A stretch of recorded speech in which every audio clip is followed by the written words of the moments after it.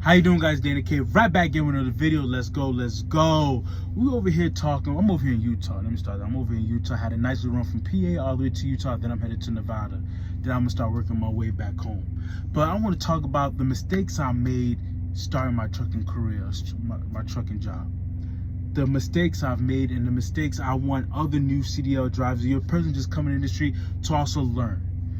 Or to learn from my mistakes. You know, a wise man learns from the mistakes of others. A smart man learns from his own mistakes. A wise man learns from the mistakes of others. So just learn from my mistakes. Number one, staying at a startup company too long.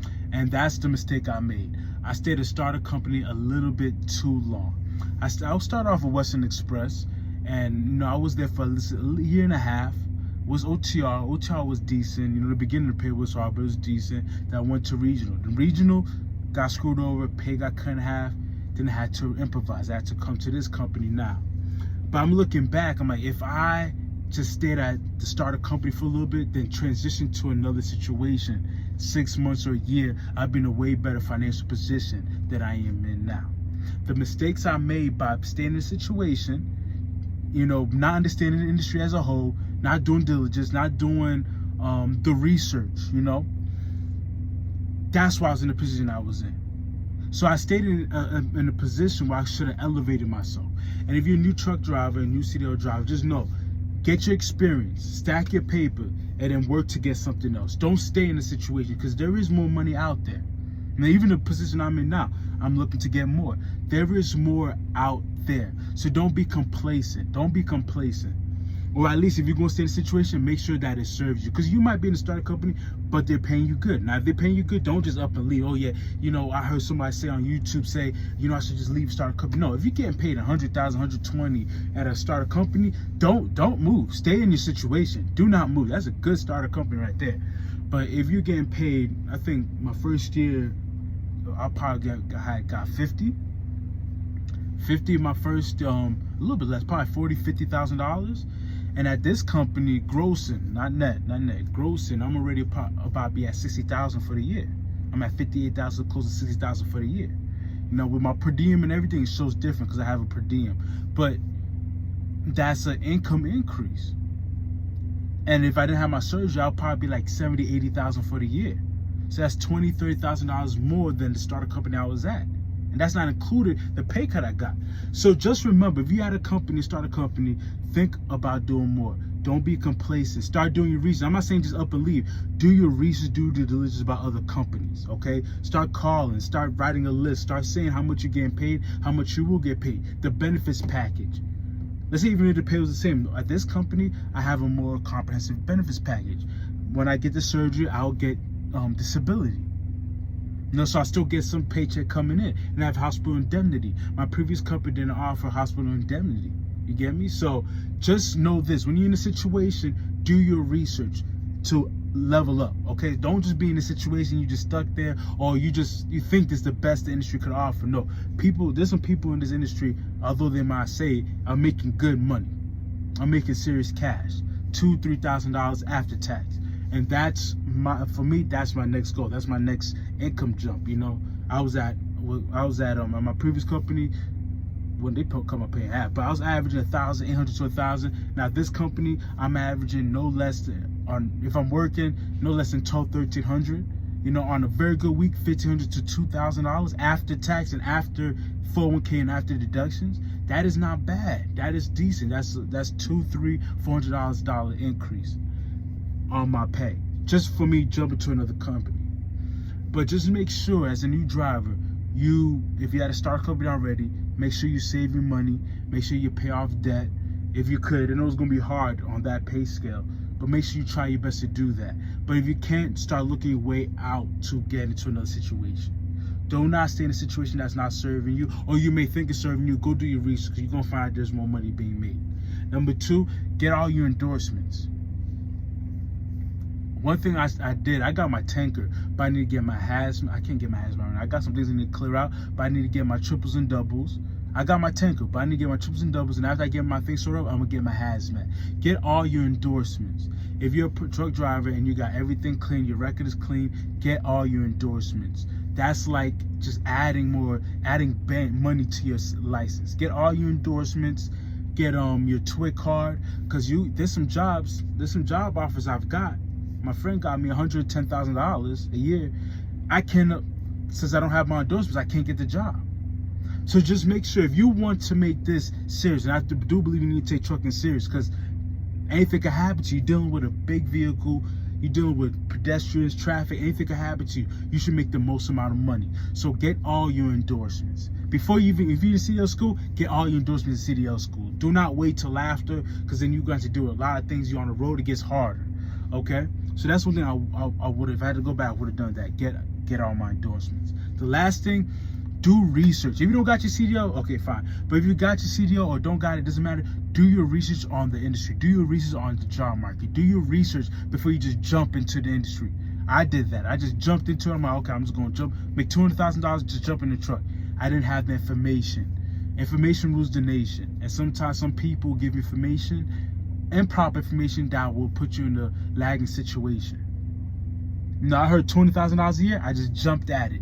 Not doing my due diligence, not asking enough questions. I'm just listening. But I was not asking enough questions. Oh, $200,000? How you make that? What do you have to do? Now being in the industry, I know, okay, he was an owner-operator. That's why he was making that amount of money. Now, I'm looking, okay, you can make $200,000 as an owner-operator. After expense, how much would you make after all deductions and expenses, business expenses? So then now I'm learning about business. But I should have done this before I just jumped in the industry altogether. I should have stayed in my railroad job, which is making decent money. You know, making average no less than $70,000 a year. And if you travel with the per diem check, you're making the per diem, don't count the per diem, you're making $80,000, $90,000 a year. I should have stayed at that railroad job. I mean, that just starting off. That's just my beginning salary.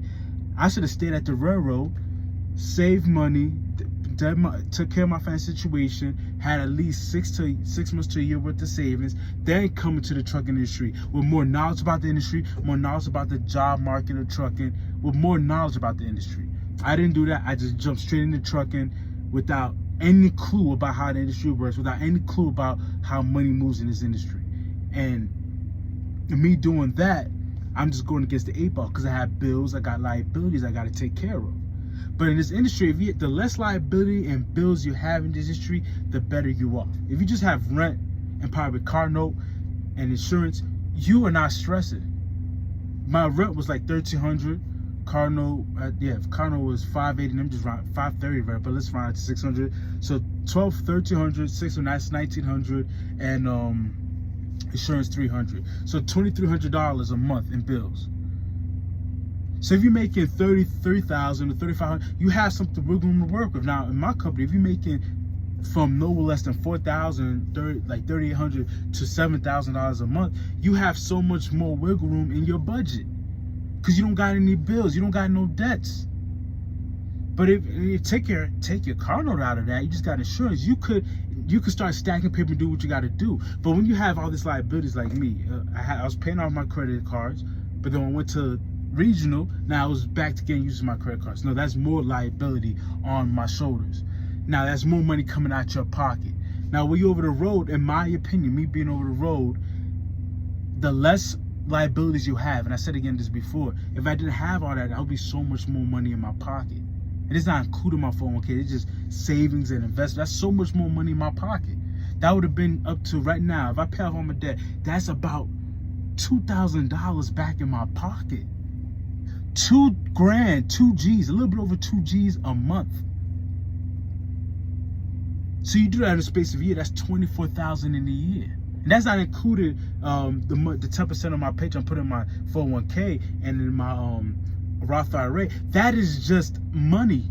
So I'm like, oh, if you come in this industry with no debt, especially if you get you 2 years in, a year or 2 years in at the beginning of the company, and you jump to a situation and you have minimal debt, and that's it again, in my opinion, I should have just went back and got a room when I did with y'all. I'm hard-headed, so I decided to keep my apartment, which is nothing wrong, but it is what it is. But if you have just insurance and no car, this isn't even a car, but pay the car, just have your rent and insurance, you stacking paper, man. You stacking paper. $2,000 to $3,000 a month if you had a decent company. That's 30 G's at the year. The average American doesn't have $1,000 in their pocket. That's $30,000 in 1 year. You do that for 2 years, you're up $60,000, my friend. Let's say even be conservative. Let's say you just 15,000. You still up $30,000-$40,000 for the years. So me going back again, this video's getting a little bit long-winded. Yeah, if you had to start a company, start doing your research on other jobs to up your pay and up your income. 2, get all your endorsements. 3, if you're not in the industry yet, lower your debts and your liabilities. The people come to this industry with minimal debts and liabilities thrive. Even in the business, what I'm seeing, all the people who are successful in this business that I'm seeing, they have cash trucks. They pay cash for their trucks. They have money put aside, excuse me, and they're going out. Shout out to Chase Andrew Jackson. Shout out to, I forgot the other guy name. I think his name is Anthony. Shout out to this other dude. I forgot his name. But when I get his name, I'm just measure it. Cash truck drivers. You stacking so much paper. If you have a settlement, you make $3,000, $4,000, $5,000 for the week. And let's say your expenses, let's say you make $5,000, your expenses is $1,000 for fuel and everything. That's $3,000 to $4,000 in your pocket. So the people who I see thrive in this industry are people who have no debt, little to no debt, and people who have little to low liabilities. So just make sure, if you're a person who has no debt, you're a young person, even an older person, if you have minimal debt or low debt, you will thrive. After the first year, 2 years might be rough. But after the first year, you're going to be making decent money. No less than $4,000 after tax a month. No less than that a month. If you're working the way you're supposed to be working. If you're not coming home every weekend. If you're staying out at least 4 or 5 weeks at a time. Or 3 weeks, even 3 weeks. You do 3 days home. You should be averaging no less than $4,000 after tax monthly. So if you have low bills or, apartment that's just, say a $1,500 apartment and you just got insurance and, or I have a family, so it's a little bit different. But if you're a single person, you just got that's $2,000 in your pocket. $2,000. This is because, let's say $1,500 in your pocket. That's for you. $15,000. I was about to do the math wrong. That's that's $18,000 for the year saved up.